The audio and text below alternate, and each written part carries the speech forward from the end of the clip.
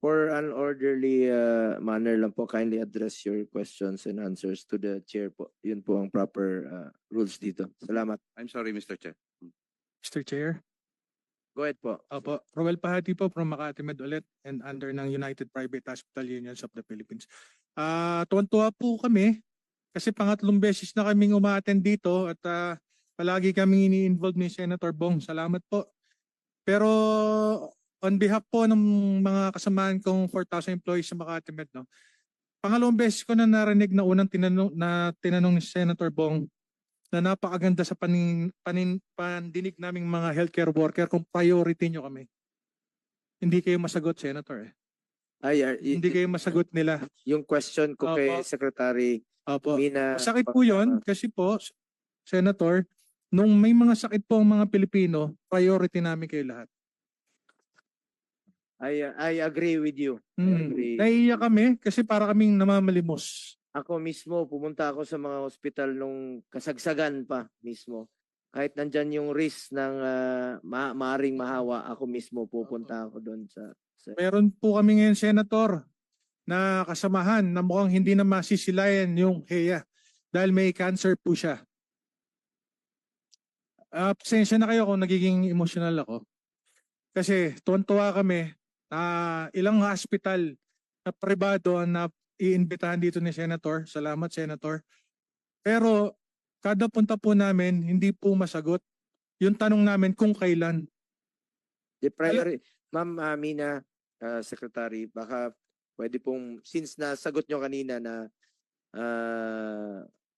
yung priority nyo po sila sa by 2025, can you, just before you leave, can you give your assurances lang po na talagang matatapos na po itong isyong ito at alang-alang po sa ating mga health workers, baka pwede bang marinig nila na priority mo po sila, ma'am?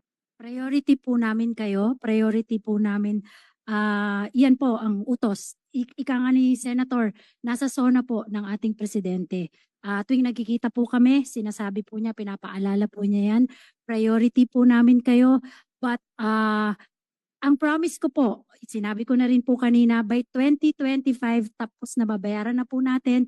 Pero yung implementation po sa DOH, yung listahan, sa DOH po, makipagtulungan po tayo sa DOH para tamang listahan po because we want the money, hindi po biro yung perang ilalagay po para dito. More than 100, aabutin po ng mga 130 billion. Plus at 100, more than 130 billion po ang ilalabas natin. Let's just make sure din po na ang mapupuntahan po nito ay sa tamang beneficiary po. Pero we promise po, between us po, ginagawa po namin yung budget ngayon at saka po yung ating program, we will endeavor po to pay po yung balanse na sinabi po sa amin. How about Secretary Herbosa? Gusto rin po nilang marinig from your end. Sa aking 8-point agenda po, karapatan at kapakanan ng healthcare workers ang nangunguna.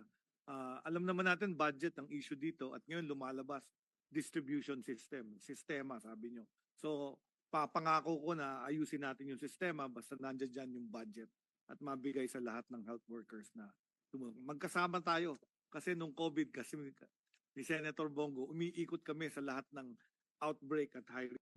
In behalf po ng private hospital, healthcare workers, public hospital, healthcare workers, lalong-lalo na po mga barangay healthcare workers, maawa na po kayo sa amin. Maraming salamat. I am one with you po. Alam ko yung hirap ng mga BHW, ang init po, papabilad sa init yan para sa kanilang trabaho makapag-serbisyo sa mga ating mga kababayan. You have this committee, you have the avenue. Nandito po ito. Kung kakailanganin nga, magwi-weekly tayo, monthly hearing tayo hanggang matapos po ang obligasyon ng gobyerno. At ako bilang mambabatas at chairman ng Committee on Health, tutulong po ako sa pagpa-follow up sa ating DBM at DOH hanggang matapos na po itong babayaran sa health emergency allowance. Services rendered, pinagpawisan nyo yan. Naintindihan ko po kayo, sir. Salamat po. Chairman, Senator, last na po. Salamat po. Para po kay beloved Jusek Bravo, yun nabanggit niyo po kanina na magbibigay po kayo ng mga list ng mga hospitals na makakakuha dun sa parating na pondo. Kailan po pwede namin maasahang makita yung listahan? Mr. Chair, yung data nandito na.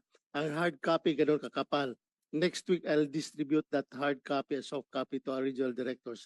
Kung sino yung focal person nyo sa private at local government units, bibigyan namin ng kopya. Yung president ba, whoever is that, bibigyan. Kindly approach the Director Rod. Bigyan mo lang yung email address ninyo, ipapasa namin. If you have already the copy, you consult with your private hospitals kung tama ba yung data na nandoon sa amin. If not, you can always make an appeal. Thank you po, Yusek. Salamat po. May concern pa tayo kay kay Secretary Mina Pangandaman. Kung wala po, pwede na natin siyang i-excuse. Kung kontento na po kayo sa kanyang mga updates. Sir, thank you po. Wala na po. Yusek you po. Gades,